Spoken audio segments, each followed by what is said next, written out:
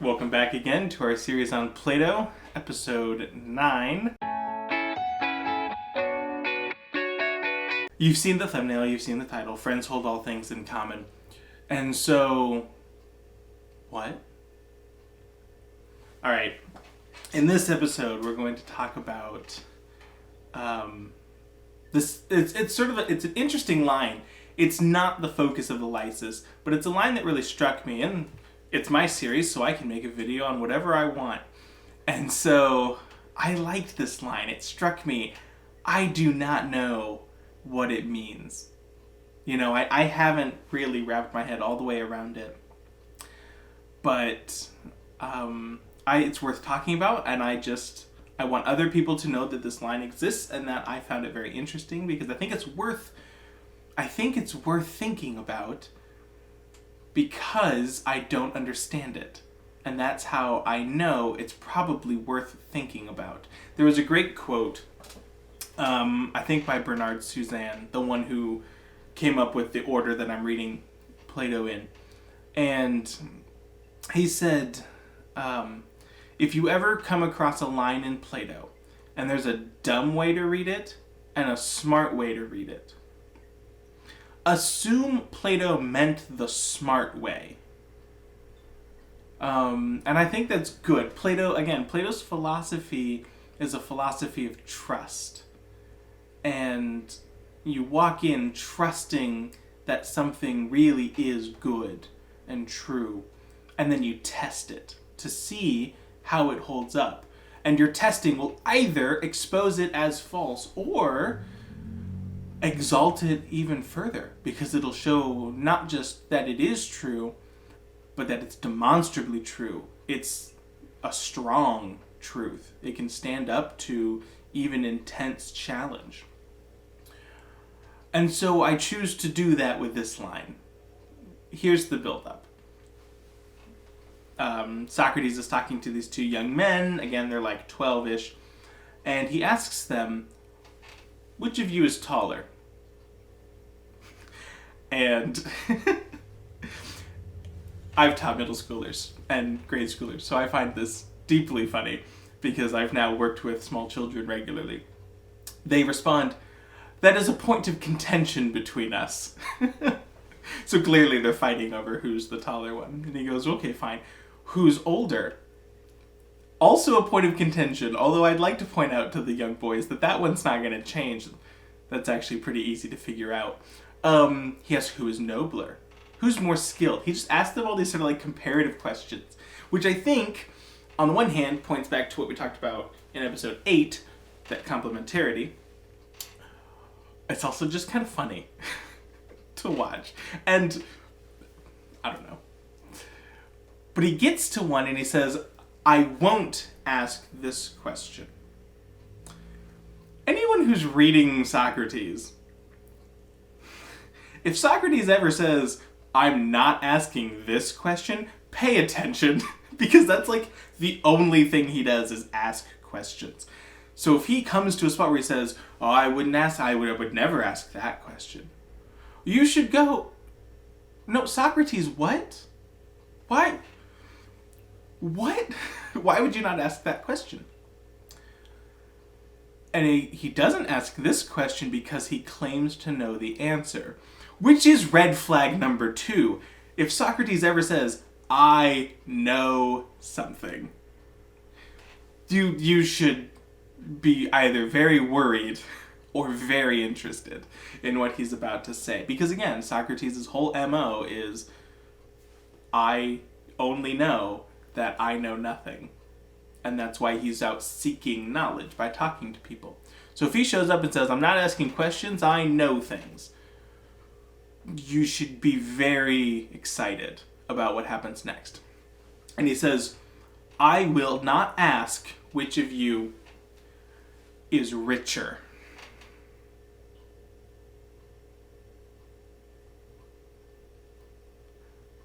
That's interesting. I will not ask which of you is richer because you say you are friends, and all friends hold all things in common. And so neither of you could be richer if you are friends. Well, let's just sit with that a second. Friends hold all things in common. Literally what he's claiming is that if either of them owns something, they both own it.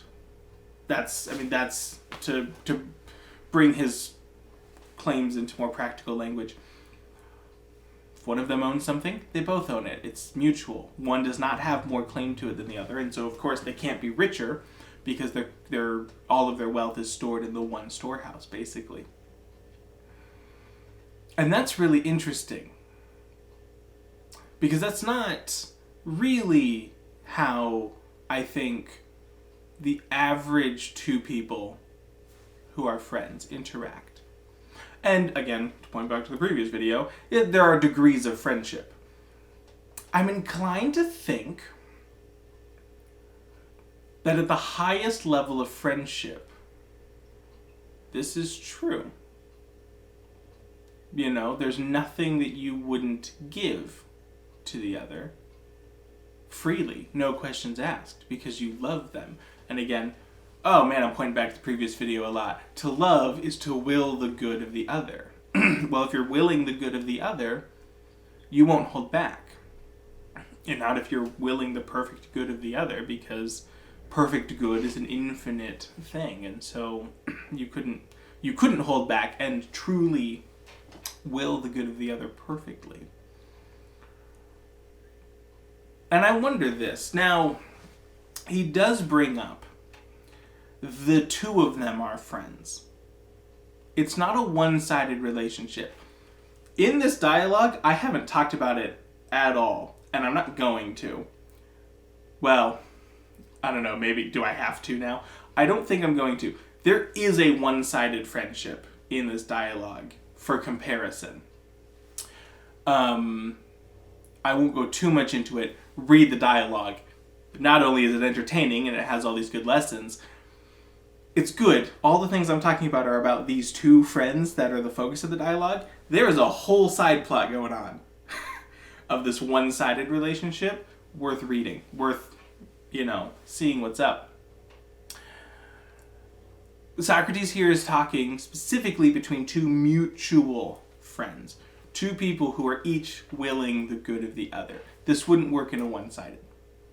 Someone who's over-generously, constantly giving, constantly, only willing the good of the other, considers that all things they own are owned by this other person as well, without any reciprocity, is going to be drained dry very quickly. There are words that we use to describe those kinds of relationships.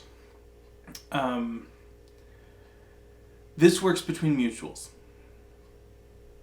It's not a friend holds all things, it's friends hold things in common. And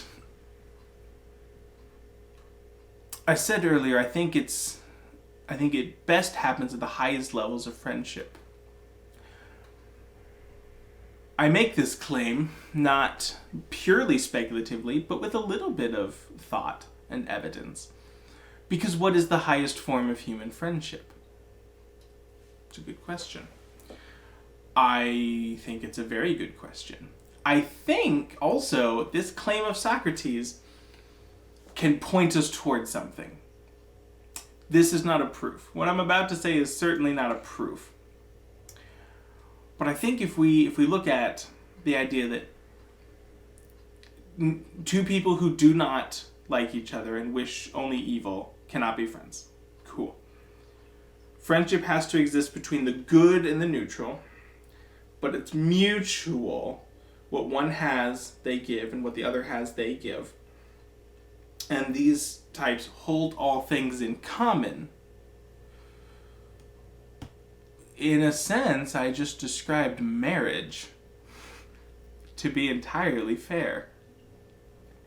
And I think this is at least interesting to posit. I'm not going to claim that I've thought this through fully, but I'm comfortable saying marriage is the highest form of friendship.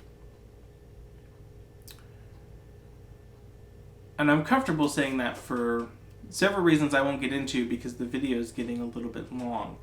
And I want you to think about it. You, oh viewer, random person. To think about marriage in perhaps a way that you've always thought, and I'm last to the train on this one, or perhaps in a new way. I think it's interesting. I will leave with one quotation that I like. I don't like this quotation because I feel like I live up to it. I like the quotation because I think it's very noble, a beautiful challenge. And it's a quote from a 4th century Eastern Roman Empire bishop who actually didn't like Plato that much, as I'm learning as I'm reading through some of his stuff. He's not a huge fan of Plato in several ways. I believe he calls the Republic what does he call it? I think he calls it an obnoxious and disappointing fable. It's very strong words. But, in any case, I think he was talking about the Republic as if you tried to actually start a government based on the Republic, which would be an obnoxious and disappointing fable. But anyway, enough sidetrack. He has this beautiful, beautiful quotation. His name is John Chrysostom. And he makes the claim, if you own 2 coats, and the beggar on the street that you see owns no coats, you own 1 coat. And if you don't give the other to the beggar, you are guilty of theft.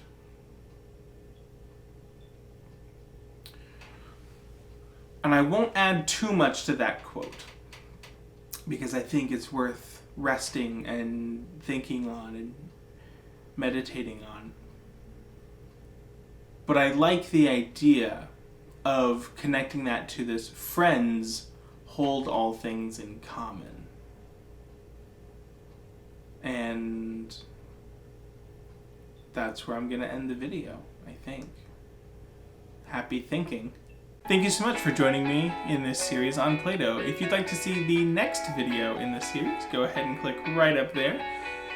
If you missed it and want to see the previous video in this series, click over there. And if you like this content and want to see more, consider subscribing.